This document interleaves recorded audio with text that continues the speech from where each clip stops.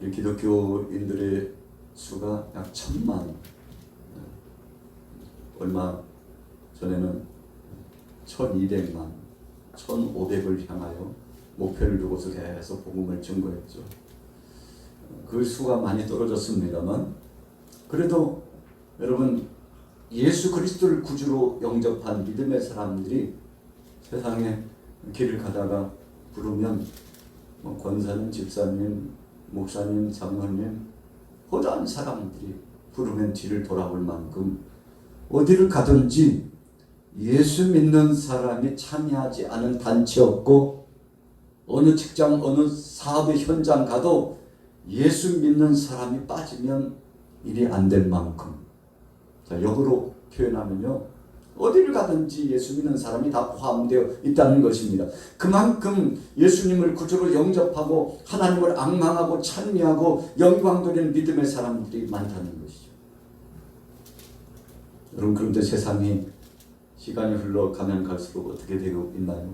더 흉흉해지고 더 다급한 목소리들이 매스미디어를 통해서 선포되고, 그래서 많은 사람들이 어렵고 힘들다고 고통을 호소합니다.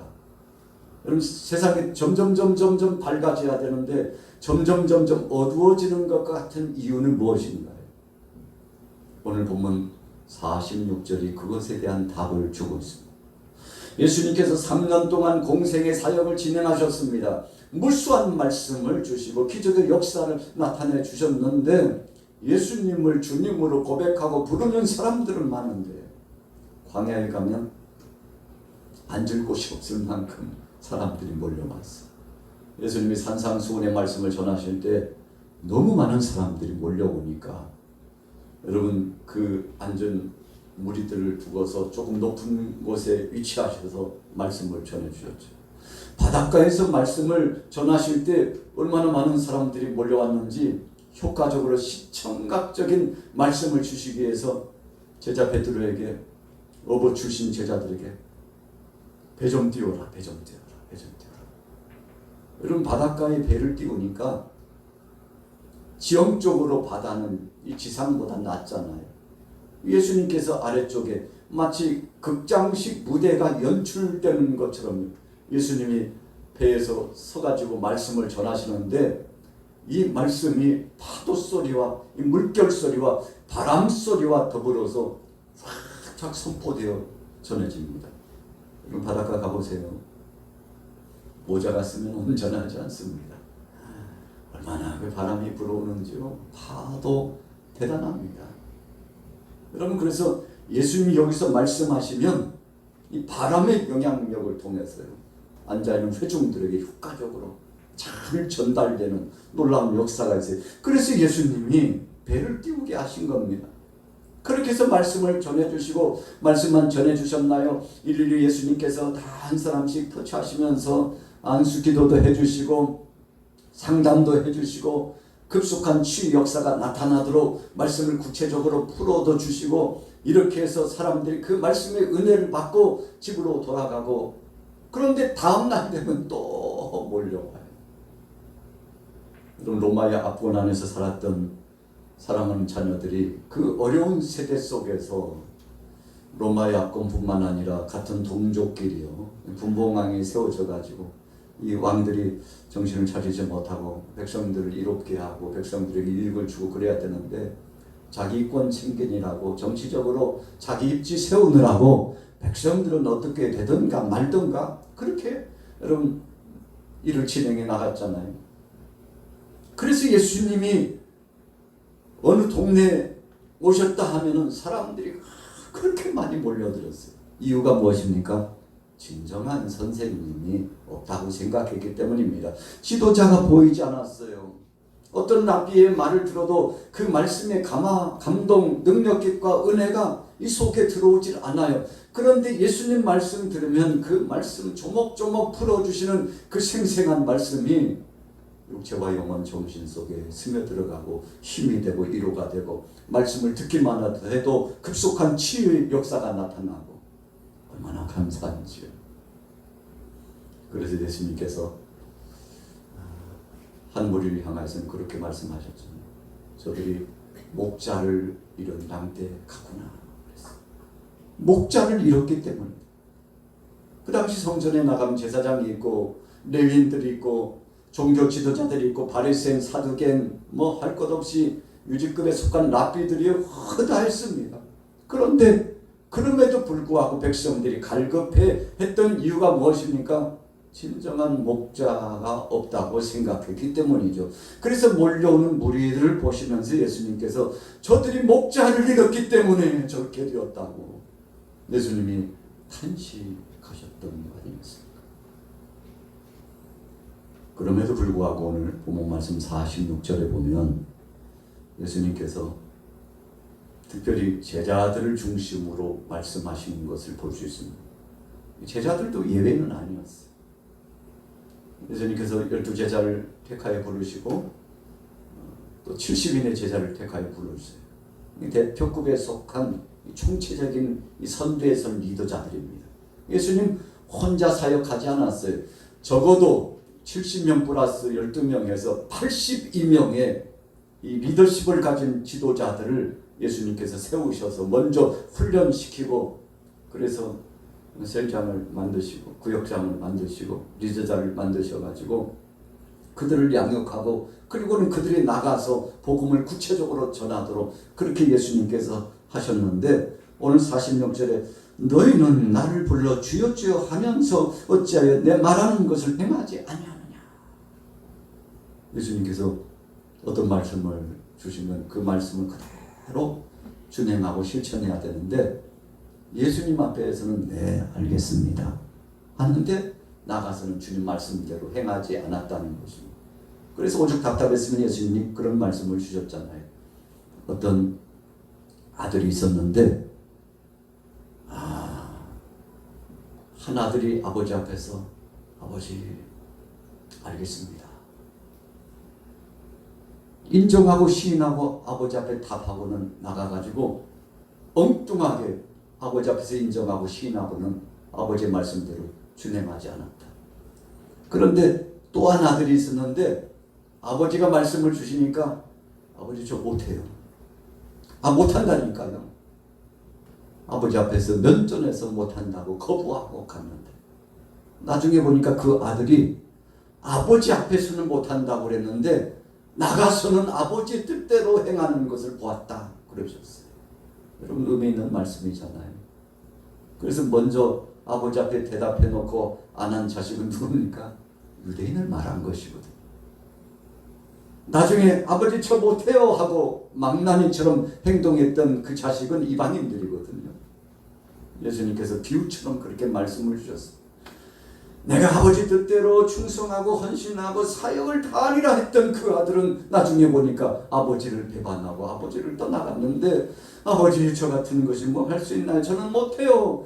저는 능력도 없고 부족하고 아버지 아예 생각하지도 마세요 했던 그 아들은 아버지 면전에서 자기가 면박을 주고 불순종한 말을 했던 것을 후회하면서 가슴을 치면서 내가 왜 그랬을까 하면서 나가서 아버지의 말씀이 이 귀전과 심령이 떠나가지 않아가지고 그 아버지의 말씀을 실천하려고 애를 쓰고 나중에 보니까 결과물을 가져왔는데 아니 그나들 왜 그냥 왔어? 아니, 사실은 제가 아버지 떠날 때는 그렇게 하고 싶은 마음이 있는데 밖에 나가보니까 생각도 달라지고 상황이 여의치 않았다고. 아니 두 번째 자식 왔는데 이게 뭐냐? 아버지 제가 아버지를 위해서 준비한 선물입니다. 아니 이놈의 자식 네가 나간 다음부터 내가 너를 위해서 얼마나 기도했는데 그렇게 속색이고 불충하고 순응하지 않고 세상에서 허랑방탕해가지고 뭐 별 소식이 다 들리더니 어느새 네가 이렇게 변화가 돼가지고 아버지의 뜻을 기억하고 마지막에 이건 뭔데? 적지만 선물입니다. 아버지 받으세요. 제 마음입니다. 제가 아버지 면전에서 거부하고 불순종하고 거역하고 아들답지 않게 행동했던 그 과거에 저를 용서해 주시고 이제는 옛날 그 아들 아닙니다. 아버지 옛날 그 아들 아니에요.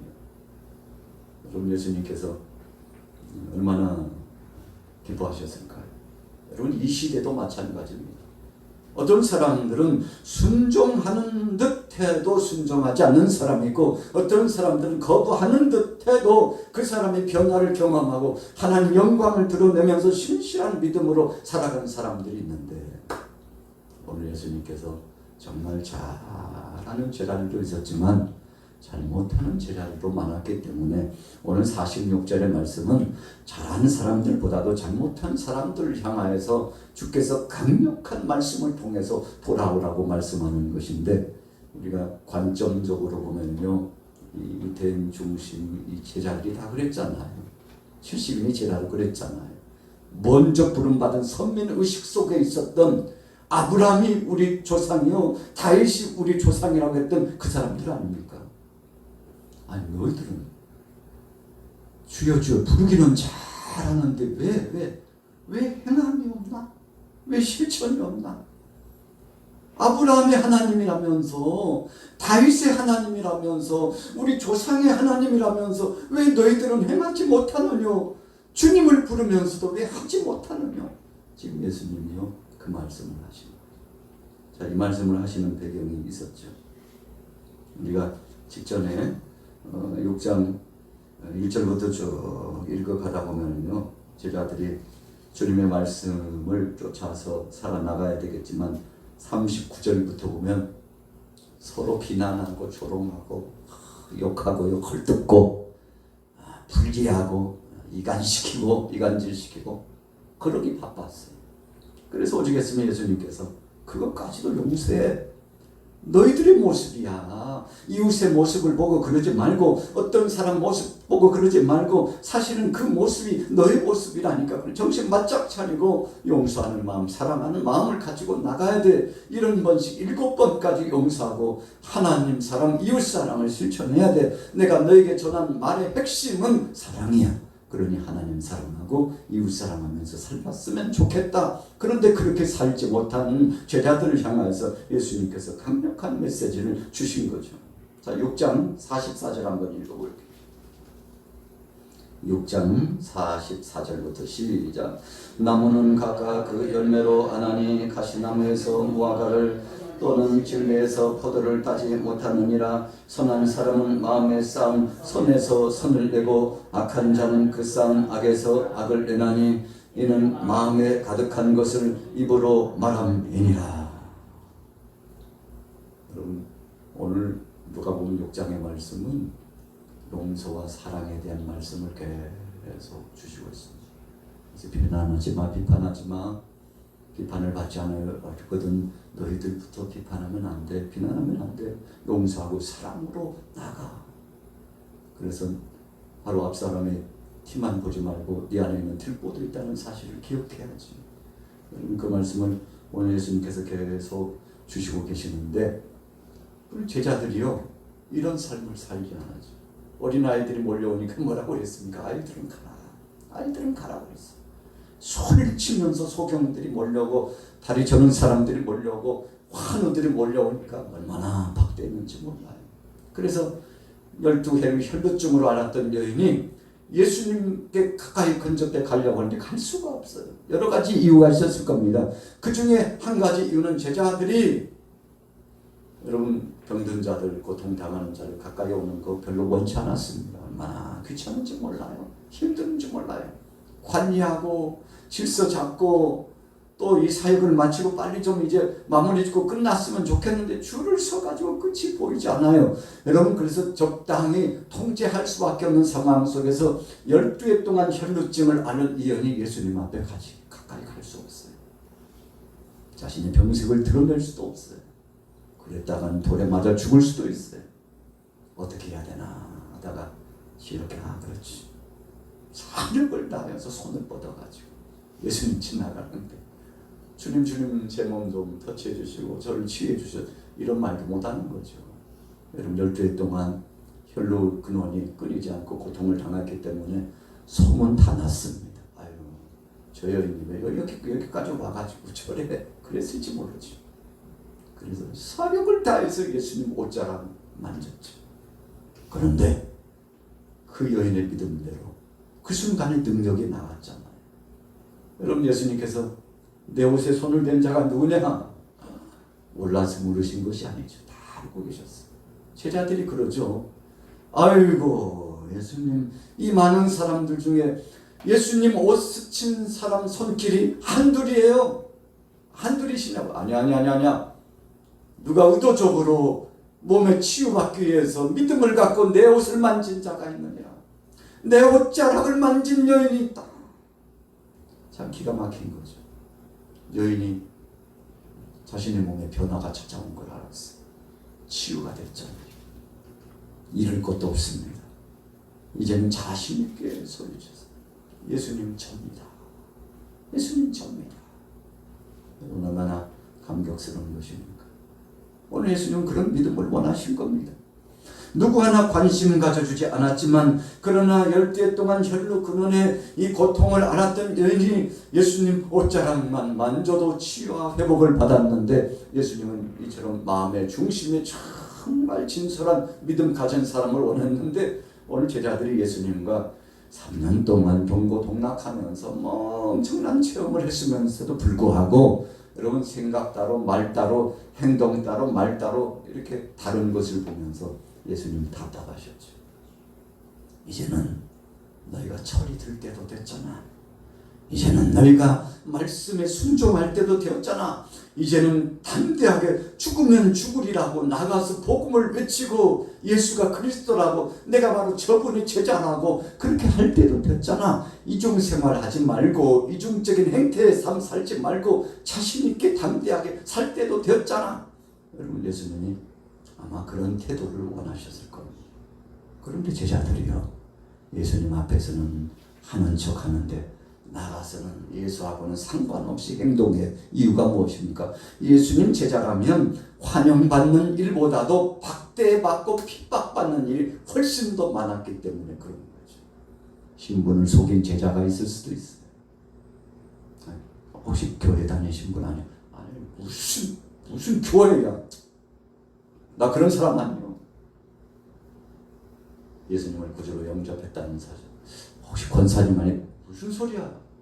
혹시 장로님, 혹시 목사님 아니시? 아이 무슨 소리야?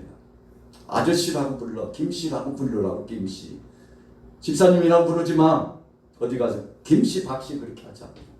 왜요? 집사님, 권사님 이야기하면 그 모습이 다 드러나니까. 알았지? 약속이야. 우리 놀러 가가지고 박씨 그렇게 해. 직분 부르지 마. 창피하게. 그냥 철도 없어. 그랬을지도 모르지.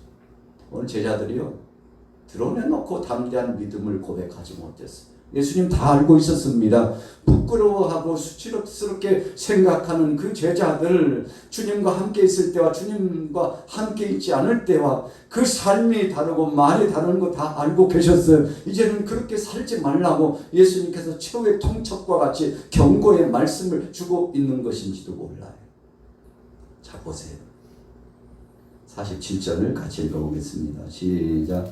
내게 나와 내 말을 듣고 행하는 자마다 누구와 같은 것을 너희에게 보이리라. 여러분, 주님의 말씀을 듣고 행하는 자마다, 그런데 즉시 실천할 수 있는 적극적인 믿음을 가진 사람은 어떤 사람일까? 예수님께서 풀이해 주시는데 48절 읽습니다. 시작. 집을 지되 깊이 파고 주추를 반석 위에 놓은 사람과 같으니 큰 물이 나서 당뇨가 그 집에 부딪히되 잘 지었기 때문에 능히 요동하지 못하게 하였거니와. 우리가 전에 내려오는 이야기에 의해서도 보면 예수님은 그의 아버지 요셉이 목수였습니다. 직접 연밀해요. 나무 깎고 요즘으로 말하면 대패질하고 드릴, 톱질, 망치질, 힘든 일 많았을 겁니다. 집을 지으면서 집 지을 때 어떻게 짓는지에 대해서 너무나 잘 아시고, 그리고 그 예를 들어서 표현하는 것이 필요 적절하다고 생각하셨던 예수님께서 주추가 뭔지 알지? 주추. 나무 기둥 세우기 전에 그 아래쪽에 흙을 파고서 땅을 파고서 먼저 기초를 놓는 돌과 같은, 반석과 같은, 기초와 같은 아주 중요한 것이지. 여러분 주춧돌이라고 들어보셨죠?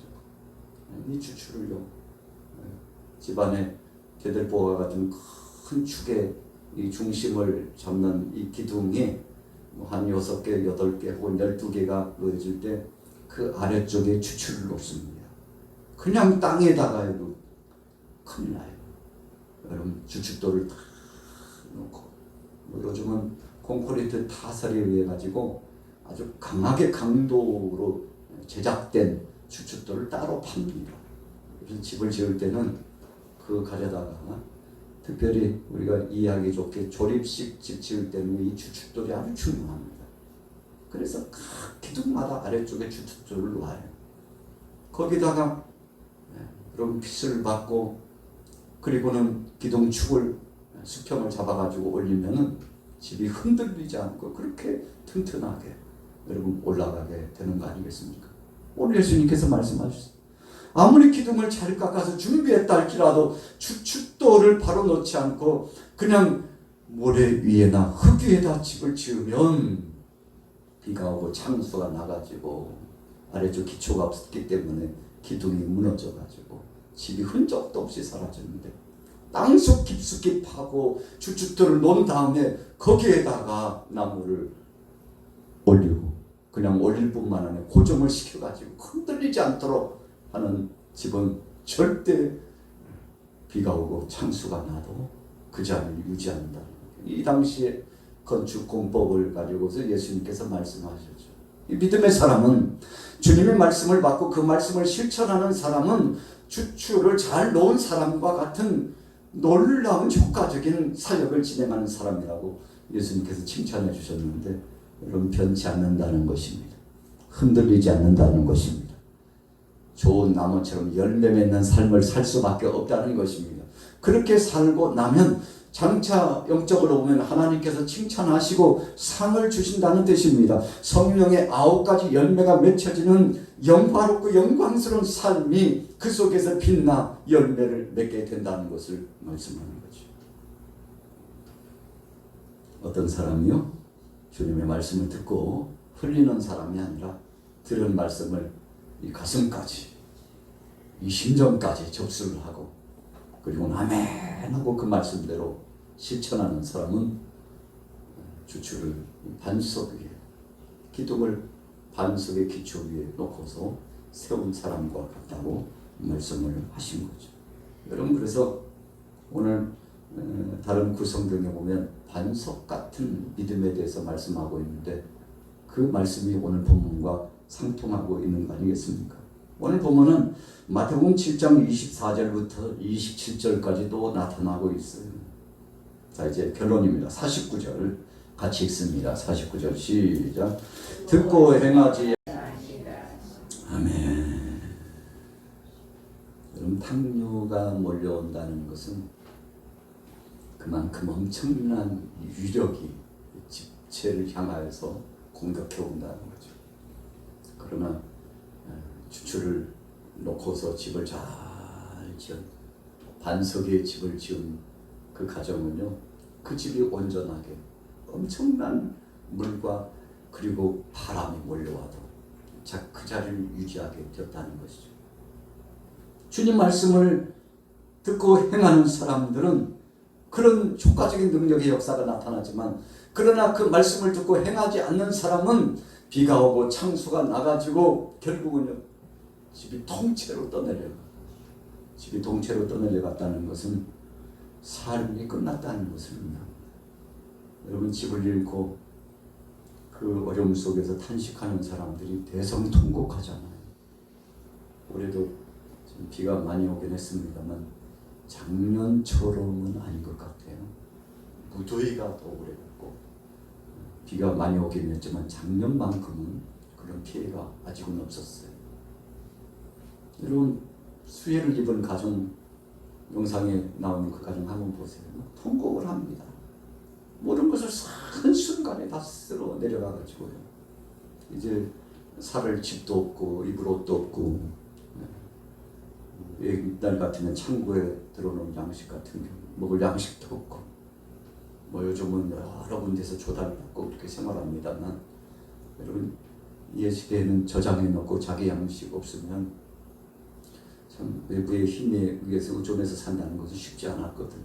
모든 것이 다 쓸러 내려갑니다. 절망적인 상황을 의미합니다. 주님의 말씀을 실천하지 않고 순종하지 않고 그 말씀대로 살지 않는 것은 이와 같다고 말씀하시면서 제 아들에게 허망한 결과를 당하지 말고 지금이라도 정신을 차리고 주님 말씀대로 살라고 말씀하셨는데, 이 시대에 오늘 저와 여러분들에게 주신 주님의 말씀입니다. 여러분, 그래서 말씀을 듣는 것 중요하지만 더 중요한 것은 들은 말씀을 잊지 말고 흘려버리지 말고 실천하여 마음속에 담고 주님 뜻대로 살아가는 것이 중요한데, 이 시대에 예수님께서 우리 교회를 향해서 원하시는 것도 바로 그겁니다. 목회자인 저와 여러분들에게 주님이 원하시는 것은 너희가 정말 내 말대로 실천하고 살고 있느냐. 그래서 크리스찬답게, 믿음의 사람답게, 하나님 자녀답게, 교회의 한 식구의 일원답게, 교인답게, 성도답게 그렇게 살고 있느냐. 주님은 묻고 계시는데, 오늘 저와 여러분들은 기쁨과 담대함으로 아멘. 주님 그렇습니다. 좀 부족하긴 하지만 애를 쓰고 있습니다. 최선을 다해 그 말씀대로 살려고 합니다. 그러다 보니 악한 권세가 한 길로 왔으나 일곱 길로 떠나가고 우리 마음속에 공허감과 허탈감이 때로는 왔으나 그 말씀대로 살고 순응하고 실천하다 보니까 성령님이 오셔서 도와주시고 우리 마음속에 영적인 능력과 권세가 자리 잡았습니다. 주님 감사합니다. 영광 받아 주옵소서. 아멘. 이렇게 고백하게 됩니다. 여러분, 그런 믿음의 사람으로 인정받고 칭찬받는 복된 성도 되시기를 예수님의 이름으로 축원합니다.